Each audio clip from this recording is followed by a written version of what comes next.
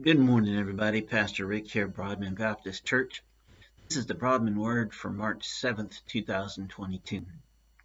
Today's title is I Don't Understand, because it's difficult for us, with all that we see going on in the world, to understand where is God in all this? Where's the hand of God? And particularly with this situation with Ukraine and Russia, it's inconceivable that somebody would want to inflict kind of harm on another people. So, where do we fall as Christians in all this? What do we do? We need to remember that God is always at work in the lives of the nations. He is always at work in the lives of people. And while it is difficult for us to understand, we need to look back on the history of what God has done, even what some might call ancient history, way back into the Hebrew nation, the nation of Israel that we know. Well, it used to be Canaan and Judah and Jacob, the northern and southern kingdoms of Israel, and then all of Mesopotamia really during that time and other times. God, because of many things going on in the world, some of it individual sin, some of it societies being faithless or in rebellion, God brought about a lot of different things, set things right, because He is a just God, and there must be justice. In the form that it takes, it doesn't always make sense to us. It doesn't always allow us in our human brain to understand what the ultimate plan is, although we know that God will eventually return and reign over the earth. The intervening period has the potential for a lot of confusion if you don't keep a few things straight. So let's take a look. In Habakkuk, which we started in church yesterday, we see him crying out for this very thing. He doesn't understand during this time how the Babylonians, which are the, thugs of the era, are being allowed not to just exist, but to prosper and to gain great, vast expanses of land, and particularly against the people of God in Judah, where the city of Jerusalem was, and the northern kingdom of Israel as well. The Babylonians were able to take all of that. They took all of an area that we would now consider Iran, Iraq, Syria, Jordan, parts of northern Turkey, all of the nation of Israel, Egypt, and more. And it was all under the hand of God. So Habakkuk is really struggling. He cries out to God, where is your law? In fact, he suggests that God's law has been paralyzed by this evil, these wrongdoings. And he's wondering why God is making him live through this. Why is God making him see this evil? And why is God even allowing himself, being God, to see this kind of corruption prosper in the world? We also know, though, that God eventually brought another force in to destroy the Babylonians and to give them their due and make things right. And his will was eventually done. The people of Israel returned to him.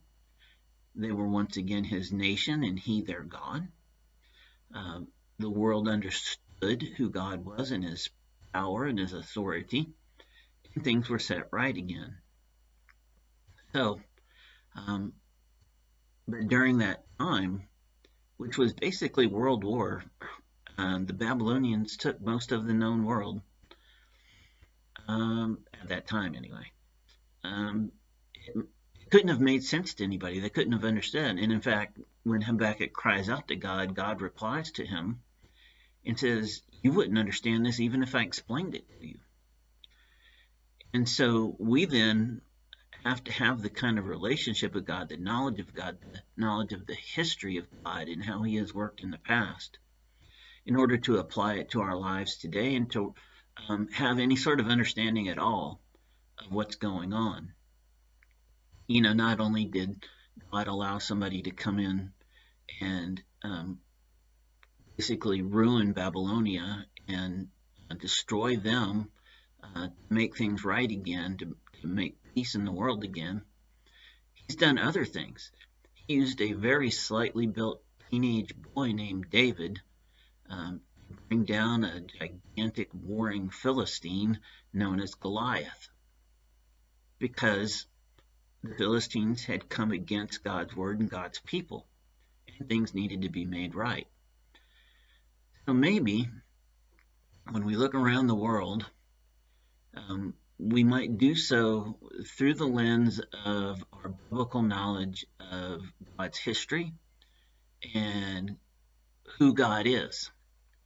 Because right now, it can't be conceived in our human brains how Ukraine can be going through such horrible attacks, indiscriminate bombing of residential areas with no military value by Russia, people fleeing by the hundreds of thousands. It's up to 1 million now, I think, or maybe even over. People being killed in the street by bombs and Russian soldiers.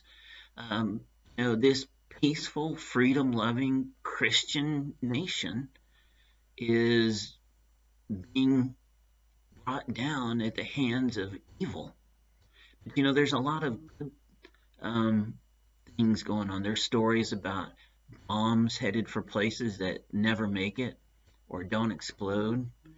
And we also see a united people fighting this evil to save their land. But if you take a look at it, maybe Ukraine, maybe Europe in general, is going to be Russia's David. Russia right now is being a warlike and indiscriminate and thuggish and criminal evil empire. Well, so are the Philistines, so are the Babylonians. So maybe this is going to be ultimately Russia's David comes and strikes them with something as little as basically a wrist rocket and a big rock. We see many things going on in Ukraine that are unexplainable in terms of the defense they're able to put up with the numbers and the equipment that we have. And we see the world coming to their aid, both humanitarian and militarily. So, knowing God, perhaps this moment is not unlike moments in the past, because look what happened when he finally brought down the Babylonians. People had come back to him. They had cried out to him in prayer. They had been miserable without him. They desired a covenant relationship with him again, and a new one was established, and they were able to be a people of God again. Perhaps this is our call as a world, when we see the shock and when we see the horror of what's going on. Perhaps it's supposed to bring us back to crying out to God, lift up our prayers, to live out his will in both word and deed, and to be in a covenant with him that you would have to agree in the United States and most of the world has been stretched, if not broken. Maybe God's calling us back to him. Maybe a great work is in the midst that we don't yet know or understand, even if he were to tell us about it, like in Habakkuk. Maybe God has plans to reestablish a world covenant with him amongst freedom-loving, God-fearing people has been stretched in the recent history. None of us really knows what God's plan is. If you study the Bible, if you get yourself in a church that is a Bible preaching church with discipleship and mentorship and self-study and devotional time and prayer time, and you get to know God in the way that he has truly been throughout history, the way he has always worked, you can start to have some peace about this time. Not that we can be peaceful. We can't while this horror is going on. You can start to have a way through it, a way forward, instead of just standing there being shocked and not knowing what to do. Because you can see God in everything. You can see the potential of God's work everywhere. And you know that ultimately God's good purposes for his kingdom, God's will be worked out in the lives of the nations, even if it requires something as horrific as we're seeing now. It's not unlike what God has done in the past. Brothers and sisters, wherever you are in your relationship with God, tighten it up. Let's have a great big national return to a covenant relationship with God that he desires, that we once had, have let go. And let's see if we can get that to spread all across the world so that ultimately this tragedy that's unfolding in Ukraine, the nonsensical killing of innocents, won't be just that. Let's be Russia's David. Let's not do it with weapons of war. Let's fight this in the spiritual realm. Let's do this on our knees, and let's do it with our words and our deeds, and let's do it with our lives as we live out the will of God. Listen, I love you. I praise you. I wish you to have a blessed day and grow closer to God so that you can have some sort of peace and understanding about things, even when our humanity can't understand it. Take care.